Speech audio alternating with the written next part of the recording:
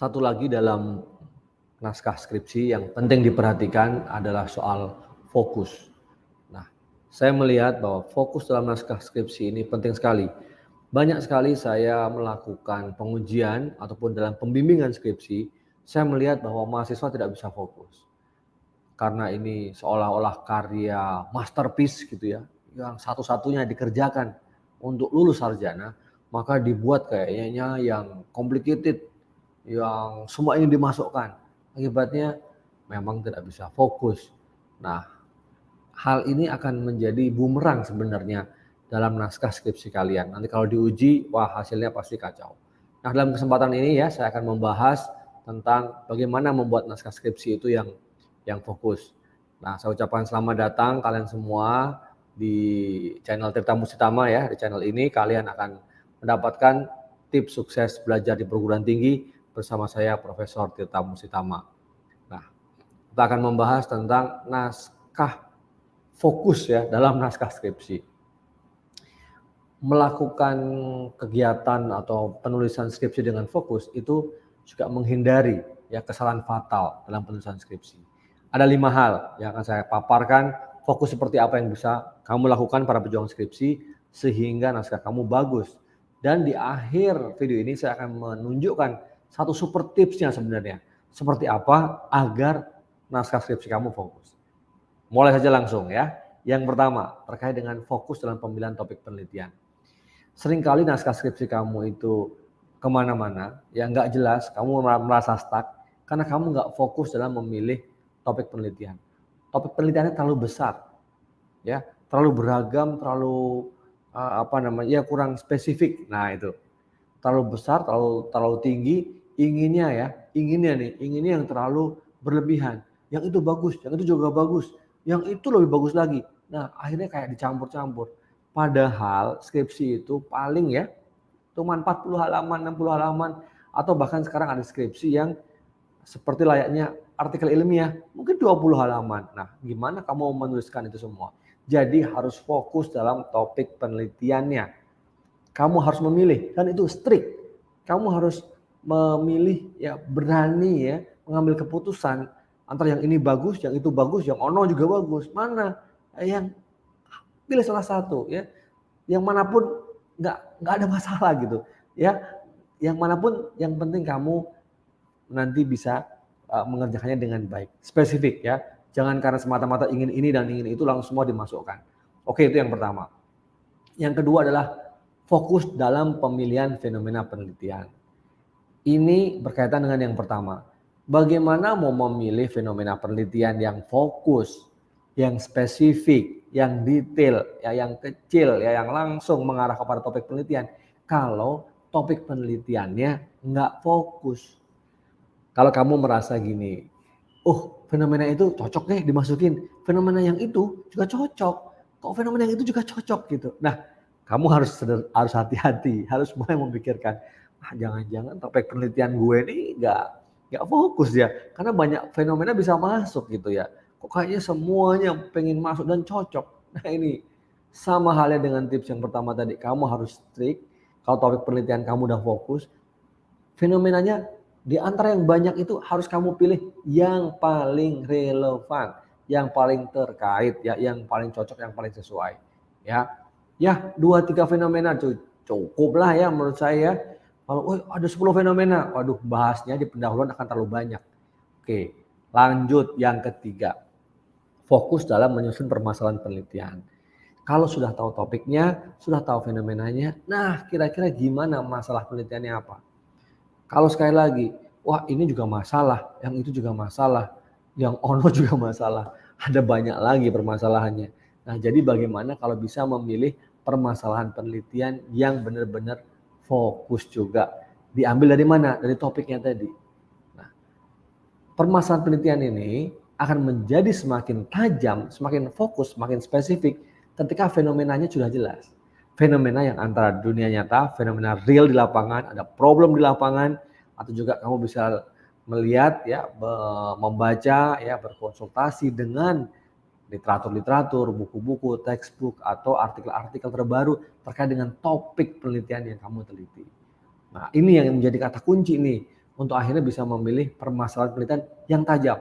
Sekali lagi ya, masalahnya itu jangan sampai kamu berpikiran yang itu juga bagus, itu juga masalah, yang ini juga masalah. Jangan. Semua bisa jadi masalah penelitian, asalkan ya kamu harus pilih lagi mana yang paling penting.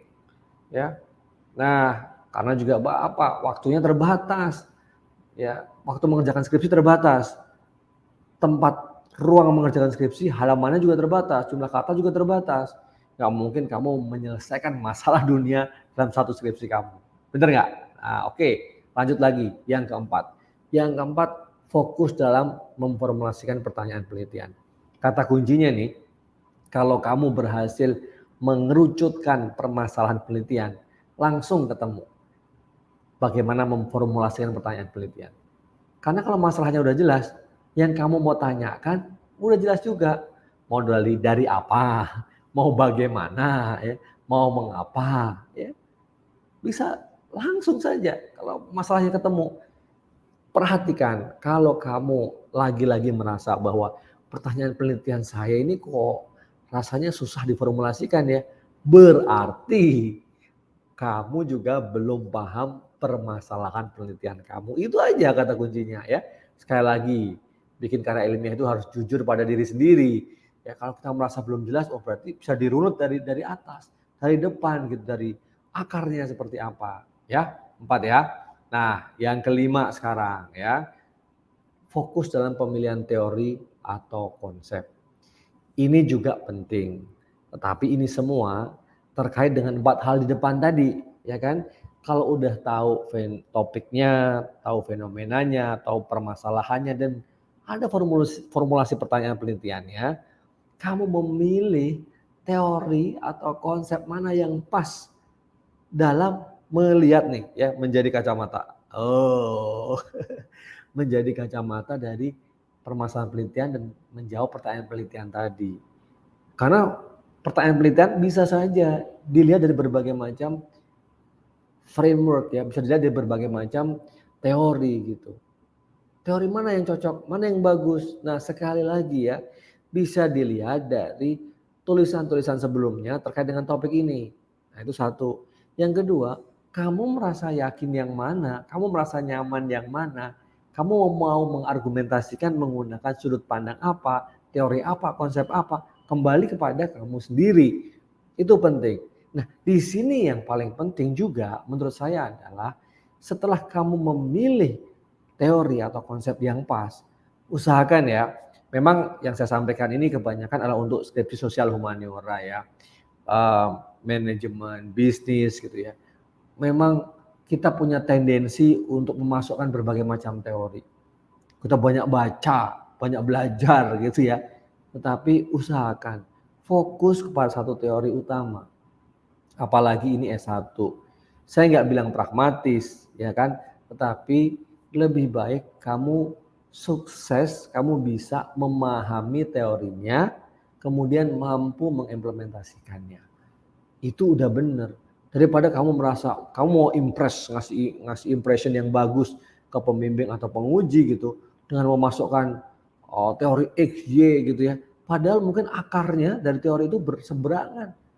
Nah, kalau itu mau kamu bikin sebagai satu kerangka pemikiran, berarti kan kamu harus merujuk dari teori A tadi gimana, teori Y tadi bagaimana, bagaimana kamu mensintesakan ya, ada yang pas, ada yang enggak, ya, antitesanya apa, berat. Itu bukan porsi anak sarjana atau S1, bukan pejuang skripsi. Itu nanti untuk pejuang disertasi, ya. Oke. Nah, itu adalah hal yang kelima. Nah, sebelumnya saya ucapkan terima kasih nih yang sudah bertahan, ngeliatin, ya, mencoba mau belajar sampai poin kelima. Ada kan seperti janji saya tadi super tips ada ya. Kalau kamu lihat ini bagus, bernilai silahkan like video ini ya. Jangan segan-segan lah ya, kita bantu satu sama lain. Nah, super tipsnya adalah harus fokus ya. Kalian harus fokus dalam menganalisis berdasarkan teori yang digunakan. Nah, ini tadi kelanjutan dari yang kelima sebenarnya. Seringkali sudah memilih teori, tapi mengimplementasikannya nggak benar. Datanya nggak pas, informasinya nggak pas, tambahan-tambahan misalnya tabel, grafik, ya kan, gambar-gambar, ilustrasinya nggak cocok.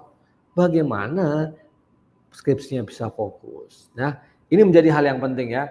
Oke, semoga yang saya sampaikan bermanfaat. Ini tadi beberapa hal khususnya tentang bagaimana agar fokus dalam naskah skripsi kamu. Ini terlepas dari pembimbing yang keren, pembimbing yang saklek, yang killer ya, tetapi tergantung kamu bagaimana kamu bisa membuatnya dengan baik. Oke, itu aja, semoga bermanfaat. Kalau video ini tadi ya bernilai, silahkan like dan share kepada teman-teman yang lain yang juga mungkin berpikir sama dengan kamu ya.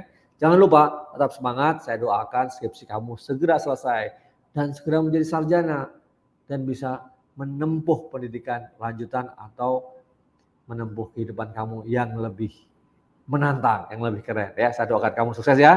Jangan lupa selalu senyum dan bahagia. Terima kasih banyak. Sampai ketemu lagi di video-video saya yang lain.